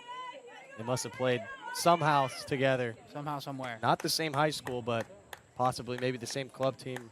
Could be. So, Katie Smith will be, Paige Smith will be replaced for the Owls. And for Wheaton, it will be Katie O'Neill and Kate Rafferty sitting down. Bryn Dickinson also replaced here for the Owls. So you've got Kaylee Cormier coming in. She's a big, I think, game changer for the Owls coming off the bench. We talked about it in the first half. So hopefully she can get in there and do some work. Especially in that game we were watching, the last game for Salem State. Cormier got into the game and she started taking people on one-on-one, started creating chances. And that's ultimately what Coach Testo wants from her and wants from those playmakers. So another set-piece opportunity here for Keene State. The Giordano again. To take. Just kidding. Instead, that's going to be Eleanor Leland, who just subbed on. And she'll put in a great ball. But it's beat away by Wheaton. Beat away by McKenna Reynolds. Di Pasquale elected to just go attack that ball with her foot rather than attacking it with her head. She was, in the end, beat out by the Wheaton defenders. Good move there by Shooting. Defended well, however, by Julia Sternat. Donegan's throw is over the head of Di Pasquale, finds Kenyon, and the referee has signaled for a Wheaton throw-in. I have to say, from this angle, it looked pretty clear. Yeah, I'm not sure about that one so far. They can't all be winners. Fans have not been happy with the referee. However, I think I've seen worse officials so far this season, to be honest with you. Certainly. This is quite a good refereeing performance. As we take a look again here at the clouds up in the sky, Carson Flake, the meteorologist, back here, and the rain and the thunderstorms have not hit us just yet. We'll get a look at the radar maybe very soon, but they are looming in the distance. Knock on wood, we get through the rest of this game. There's only 19 minutes left to play. You never know, though, with New England weather. I think we all know that anything can happen at any given moment. Here's Wheaton, that's Wickenheiser, finding a ball in. And a shot, and a goal for Wheaton. That goal from Wheaton College, scored by Allie Roach. There you go. She hadn't scored yet today. She hadn't scored yet, and she was due. She was definitely due. If we do go into some sort of weather delay, it will be a 30-minute wait from the last flash of lightning or sound of thunder within the general area. You ever thought about being a meteorologist? Absolutely I think not. You could do it. I think the mustache would help as well. I would trust that meteorologist. Well, it helps me, feel the humidity a little bit. There's going to be a foul coming out here against Keene State. So just going back to that goal. We're taking another look at here at the look at this. Breaking news here. The rain will be coming very soon as you take a look. Thanks to the National Weather Service, we're going to get through here for the next couple minutes, but you can see those red portions of the radar a little bit looming in the distance, probably 10 to 12 miles away. The rain is coming here in Keene, but the thunderstorm's a little bit behind it, so we'll see here if we can get through the next 18 minutes of play. And we will also see a substitution. It will be Jocelyn Tyler replacing Kayla DiPasquale.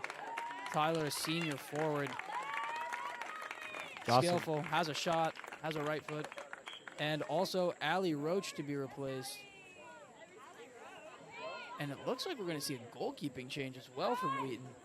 Taking the opportunity with this lead to maybe test out a backup keeper is not a bad idea from the Wheaton coaching staff. Unlucky there from Wheaton. She was just a little bit late to the ball and unfortunately just missed it and fouled the back line of Wheaton. But definitely the humid feeling out here. Those clouds are moving in from right to left. They're moving in a northeastern direction. There you go, Carson. Letting them know. Maybe I should be a meteorologist. I don't know. I don't really like that they get paid to be wrong. But think about it. And how many other career fields, though, can you be wrong and everyone just kind of, yeah, not very many. That was wrong. So here's the goalkeeping change for Wheaton. I am not seeing a listed name here on this roster. I'm going to get you that answer. Give me 5 seconds. Thank you very much. But it will be Patricia Bandrup who's replacing that. She's had a great performance. Not really been tested to the level I'm sure that the Owls would have liked, but overall a clean sheet, and as a goalkeeper, Carson knows this, you have to love it.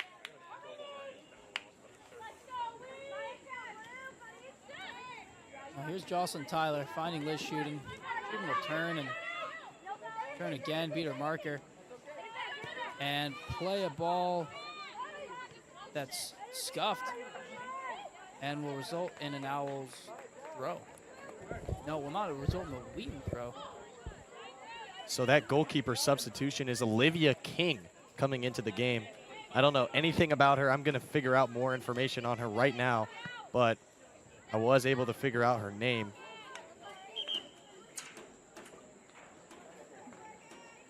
Here's another change. Allison Kenyon replaced by Kyla Raposa at the number 9 position for Keene State. And now, Carson, I gotta ask, Owls find themselves in another rough situation. What can be taken out of this game? Get a goal and then move from there. I think at least build some confidence, because that's what they've struggled to do. And I feel like if they get a goal, at least maybe the game still is out of hand, but here's Therian on the right wing being chased down by Morgan Prates, who also just checked into the game. Therian beats Prates. That's the cross in, blocked away there by Leland. So Olivia King, she's a freshman. She's out of Simsbury, Connecticut. She's a business major. Here's Raposa trying to take a touch around. And overall Shepard. Now here's the first touches for King. I think Raposa just needs to press that a little harder and put some pressure on the first year. I think so as well. As this ball's won, and now Raposa has a shooting chance here outside the box.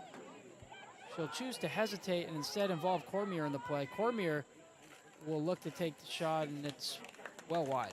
If my notes are correct, this is Olivia King's collegiate debut right now in the regular season. Well, so a big moment for her. Olivia. Hopefully the King family is either in attendance or watching here on the Owls Media Network powered by Flow Sports.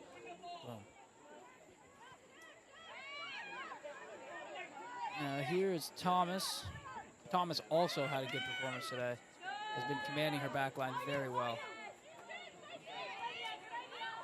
Donegan for Keene State. Finds Wheaton. Wheaton getting wrapped up in midfield, but able to wriggle her way out.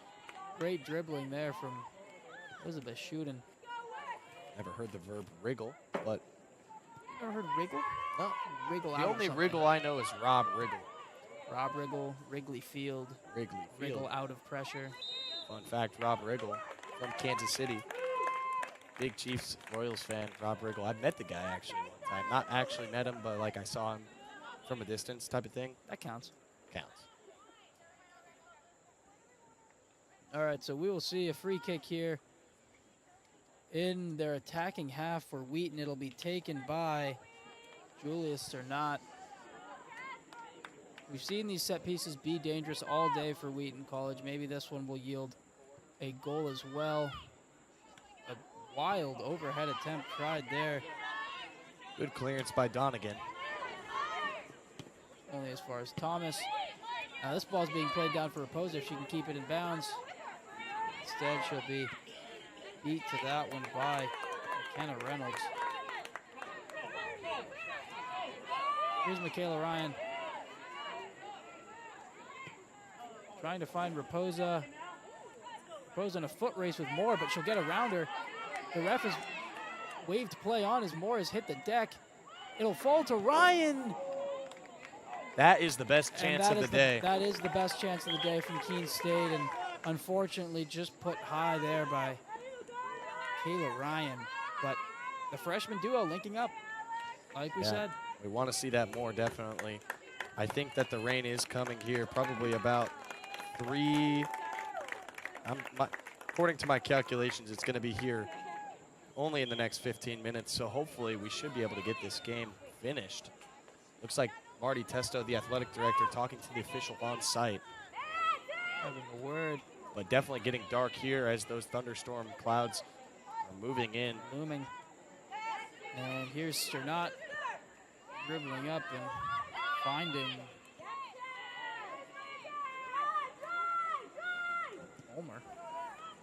Ulmer play up. Giordano will clear. And here's Sternat again on the ball. She'll get by 1. Play a good ball there. That's Emma Jane Parsons. Back to Sternat. Sternat back to Jane Parsons. Jane Parsons will look to find the through ball. Well done there by Verville to come out. Well done by Verville. I will say Hannah Verville, despite the scoreline, it is misleading because she's had a good performance. The goals that have come in have really not been her fault at all. Yeah, 6 recorded saves on the day, but probably 8 or 10, other moments where she's asserted herself. Here's a ball played by Cormier for Raposa. Raposa will look to close down the goalie, but it's well done there by Olivia King. Yeah, Olivia King doing well on her debut so far, getting 20 minutes or so of playing time. Here's Therian. Therian against Donegan. Good battle there. Ultimately, Donegan coming out the winner. But Wheaton are back on the ball. It's a good turn. It's a very good turn by Sternat. I really like the way that the rotation players for Keene State have been playing. I feel like they've really brought some intensity despite the scoreline. It's been pretty well done so far. Has indeed. Keene, interesting. They seem to have decent depth all around the pitch. Yeah. It just seems that unfortunately they get into these situations and then the players that come in aren't exactly able to come in and contribute exactly in the way they'd want. It's more so holding the scoreline rather than changing it. Yeah, you'd hope to see Keene State build off this as we head into the conference schedule. As we now have just about 10 minutes remaining in this one. Again, if you're just joining us, we have Wheaton College here leading Keene State 4-0 at Dr. Ron Butcher Field in Keene, New Hampshire. Yes. On the Owls Media Network, powered by Flow Sports. That's right. That's right. Great challenge there from Keene State. The goals came in a couple different ways. It was 1-0 at halftime off of a goal. Off of a goal. You didn't let me finish, man. Oh, okay. Off of a goal coming late in the first half, and then quickly after halftime, Stolfi committed a foul that resulted in a penalty kick to put Wheaton up 2-0. Then they found a great shot on the back post off of a corner to make it 3, and then recently they made it 4 just about 6-7 minutes ago. Nice, way to work that in there. Keene State following this game is going to be playing Westfield State, as we will be stopping play right now for the weather, as there is lightning in the area. Draw an end to the game is the question, or will they come back and return to play the remaining 9 minutes? Stay right here with us. We will get you an update with what is going to happen next. Ladies and gentlemen, due to the developing weather in the area, we are now on a weather delay. Due to the developing weather in the area, we will be on a 30-minute weather delay. We'll be right back here after the weather delay on the Owls Media Network, powered by Flow Sports, as you take a look here at the radar. Carson Flake, Elias Stola-Liman, we'll be back soon.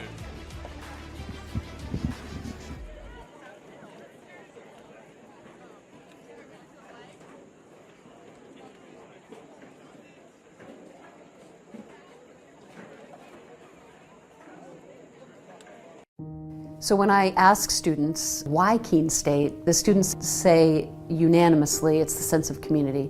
The feel when you walk on this campus is immediately a sense of belonging, a sense of safety, a sense of welcome, and a sense of opportunity and promise. And so I think our students feel that when they come to our campus, and they experience it when they join us.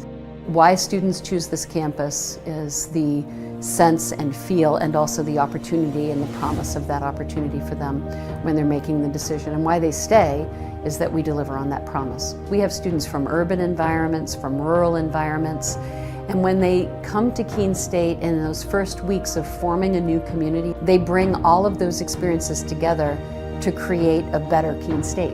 It's a campus small enough to feel a sense of recognition and identity, and a campus big enough to feel part of something bigger than yourself.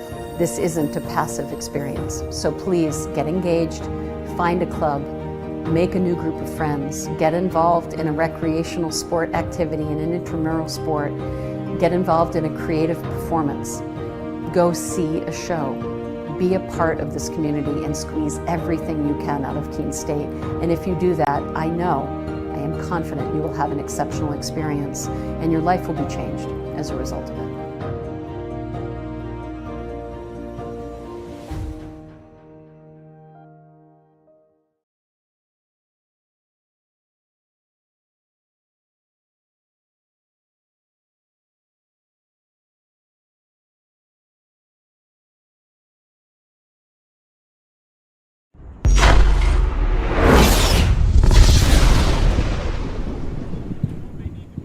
Welcome back here on the Owls Media Network, powered by Flow Sports. This game has been called with 9 minutes left in the game. It's going to be a final score of 4-0 in favor of Wheaton, Massachusetts, coming out of the new MAC, defeating Keene State. Keene State falling to 1-3. Should I unplug everything? Is it like so far on this season? Elias, final thoughts on the game? I just would leave it. Well, Carson, I thought we've saying seen something about kind of a repetition of the last home game. game with Roger Williams. Keene State having chances, creating them, but ultimately not being able to put the ball in the back of the net, and just some defensive mistakes leading to goals. He's saying that I should stay right now. Game kind of ran away in the second half, and Wheaton claims a well-deserved win, honestly.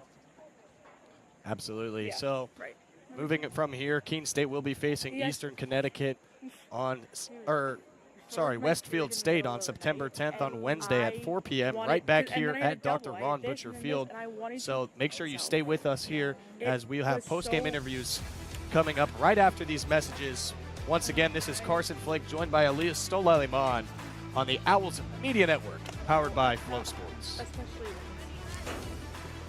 it's so sad.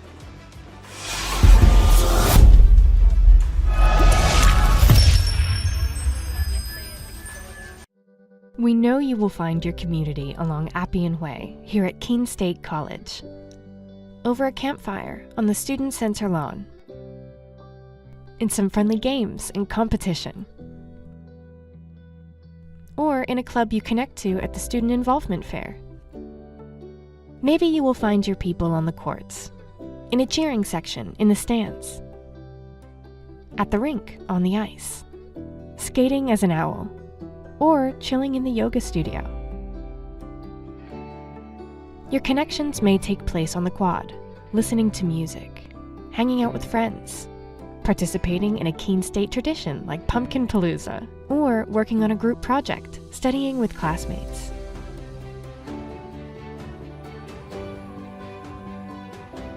Maybe your talents will bring you together with your community on one of our stages, in the main theater, or the recital hall at the Red Fern Arts Center. For us, community is all about the people you meet and the connections you make. At Keene State, Our community is really about you.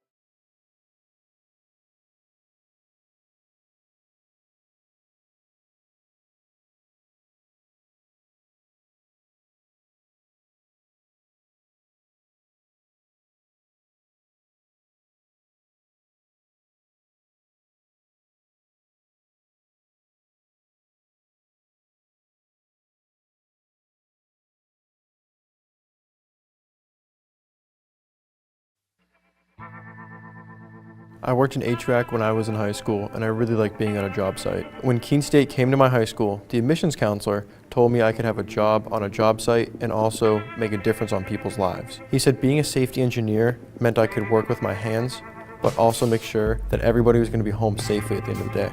The safety field is growing rapidly because companies are noticing that keeping their workers healthy means that they can keep their workers working. My plan is to graduate from Keene State so I can get back onto a job site as a safety engineer. It's great because there's jobs to choose from all over the United States, so I can basically go anywhere I want. Keene State is giving me the tools to make that happen.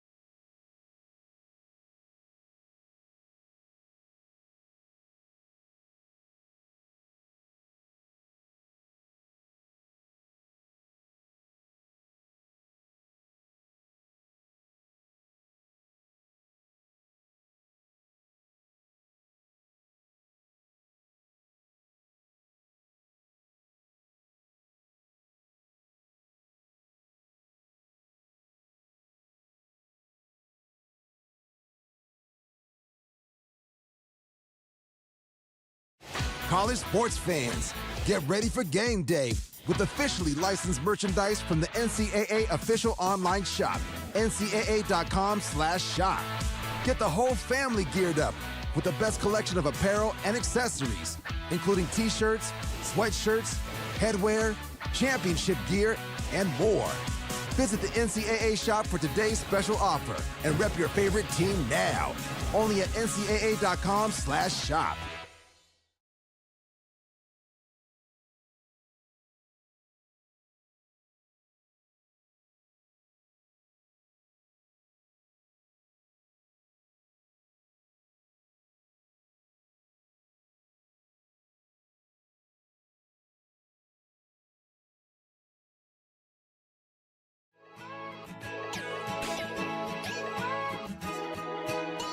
We are Keene State. Here, we believe that everyone is welcome and anything is possible. We're empowering your unique voice. Igniting potential and possibility. Look closer. We are a tight-knit community, an inclusive community, where people can be their true selves. Bring your ability, background, culture, or traditions, whatever makes you you. Because Keene State becomes home from day one. Come find your people and enjoy live music, art, coffee, thrifting, and did we mention the food? And if you're worried about what there is to do on the weekend, just look at this. Everything we do here is about community. Because we're a community of intense learners with extraordinary hearts That raise each other up. We are fueled by each other's successes. Learning outside the classroom as well as in. And we're here to provide the guidance and support you need to succeed. All right, let's get hands-on. In the lab. In the studio. In the pool. On the dance floor. On the stage. The choices are yours, the opportunities are here. Here at Keene State College, we're focused on teaching students the skills for an ever-changing world. I'm ready to tackle problems with industry-ready skills. You'll get a resume that writes itself, and a paycheck that earns elevated confidence, world-class courage. And we never stop learning. True learning takes collaboration. We explore what drives our passions. Celebrate our individual voices. And spark possibility together. Every single student, every single day. You already have what it takes. Welcome to Keene State.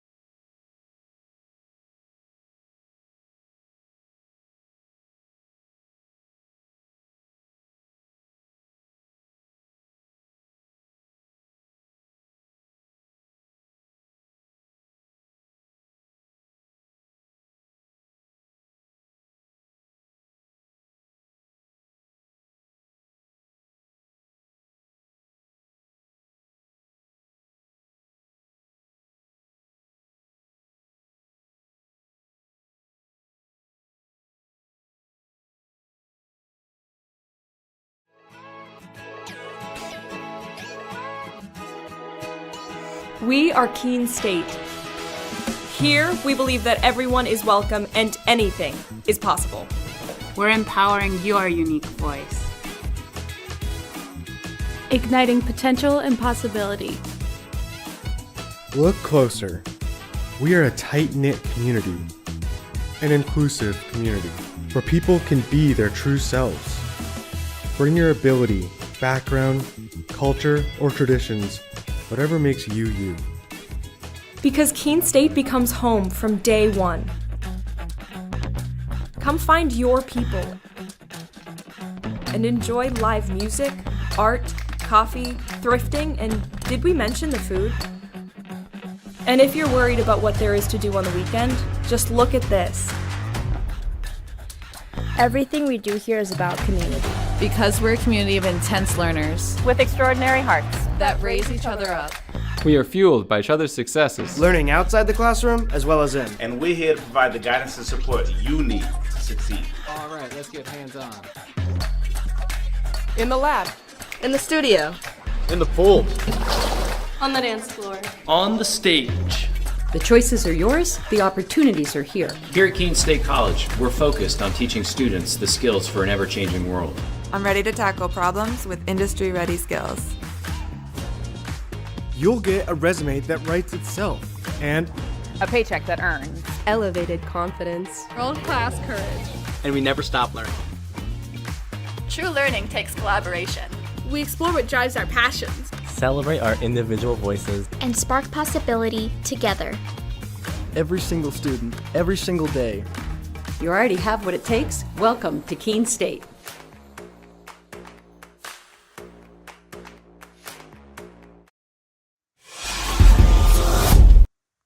Welcome back here on the Owls Media Network as that game was called with 9 minutes remaining in the game. Wheaton defeating Keene State 4-0. And we have head coach Sarah Testo here for a post-game interview. Sarah, thank you so much for joining here. So, unfortunately, another loss here at home. What's it going to take for this team to kind of turn the season around so far? Heart. A lot of heart. I mean, we went with a more difficult beginning of the season schedule with Roger Williams and Wheaton. You know, more teams that are closer to the top of the Little East to prepare us for the Little East. You know, I had some weaker teams last year, so I thought that would be better. So I think it still is, but we have to put it all together. Obviously, we're not right now. We'll have one good half and then one bad half. I think first half, you know, we did some good things. Still didn't generate as much offense as I would have liked, but we held them defensively. They didn't get a lot of good opportunities, and then, you know, after the penalty kick, you know, you guys have been part of games like that before. Kind of just kind of fell apart. We weren't marking up defensively. And that was kind of the game. So I think, you know, just regroup. I mean, it's early. You know, haven't faced any conference teams yet, but, you know, playing a good team like Wheaton and Roger Williams will help prepare us for that. And then, you know, we just came off of 4 games in 7 days. It was a lot. Yeah. So get onto a more normal schedule where we can actually work on stuff at practice instead of preparing for games. Hopefully we can regroup and reset. Right on. You spoke about the team needing some heart. Who do you think are those leaders in the locker room that could be part of that change? You know, we got kids that play hard. It's got to be more contagious. You know, like you can't deny the effort of like a Liz Shooten out there. Yeah. You know, we just got to clean up some of the things that she's doing and do things a little bit more efficiently. Claire Halligan, same thing. You know, plays hard. Just gotta be in better position, and, you know, actually, you know, she was losing possession of the ball, so just clean up things. So those two, I think, you know, they play with heart. I mean, Allison Kenyon, she plays hard too. It's just better decision making, better movement, you know, and not trying to kill yourself when you're playing with that one forward up top and being smarter. So got a lot to work on. Yeah, we saw a change. Obviously, you made it, you know, the other day against Salem, and then again today with Hannah Verville in goal. Yeah. So I think we both thought, despite the scoreline, she had a pretty good performance. She did. So what kind of led to that change? Is it just getting her reps? Is it, you know, seeing something in her? When you got 4 goalies, trying to evaluate, you know, we're just trying to see what is, you know, who's going to rise and, you know, try to win out that one spot, you know. So we're just trying to give everybody opportunity. We have 2 freshman goalies. We haven't given them one. Like to give them one at some point. But Hannah did a good job today. I think there's probably a couple things that she could have done a little bit better. But overall, she made some good saves. She made that tip over the net. So she did some good things. But she's we still let in 4 goals. I think we just defensively we really broke down in the second half. Yeah. And looking ahead, we have Westfield State next. What's to expect? What are some changes you think that'll come? I hope the girls, don't like the fact that we just lost, 3 games in a row. I mean, especially, that Salem game, we dominated and lost 1-0. So that was a tough one. And just, come in with a fresh attitude on Monday, ready to get to work. I mean, because what else are you going to do, You got to get to work and try to make those changes and get ready, have a good game against Westfield, hopefully. And then we got our first conference game this weekend, so. Right on. Well, thank you very much, Coach Chester. We appreciate having you here. Thanks, guys. So much. We know you will find your community along Appian Way here at Keene State College. Over a campfire on the Student Center lawn. In some friendly games and competition. Or in a club you connect to at the Student Involvement Fair. Maybe you will find your people on the courts, in a cheering section in the stands, at the rink on the ice, skating as an owl, or chilling in the yoga studio. Your connections may take place on the quad, listening to music, hanging out with friends, participating in a Keene State tradition like Pumpkin Palooza, or working on a group project, studying with classmates.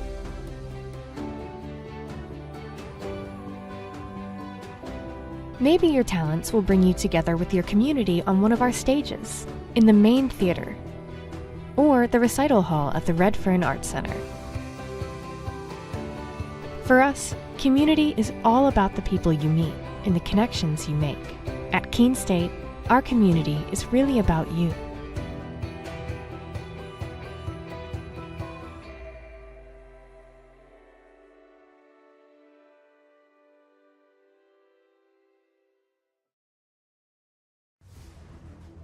Thanks again for joining us here on the Owls Media Network, powered by Flow Sports.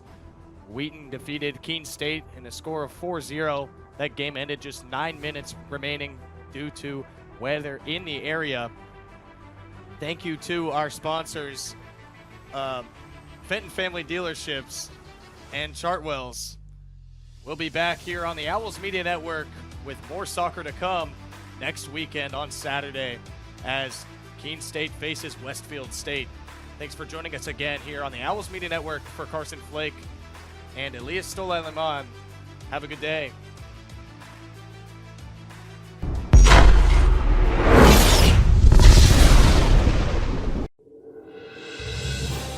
You have been watching a Keene State Athletics broadcast on the Owls Media Network. Please tune in to our next broadcast and thank you for watching.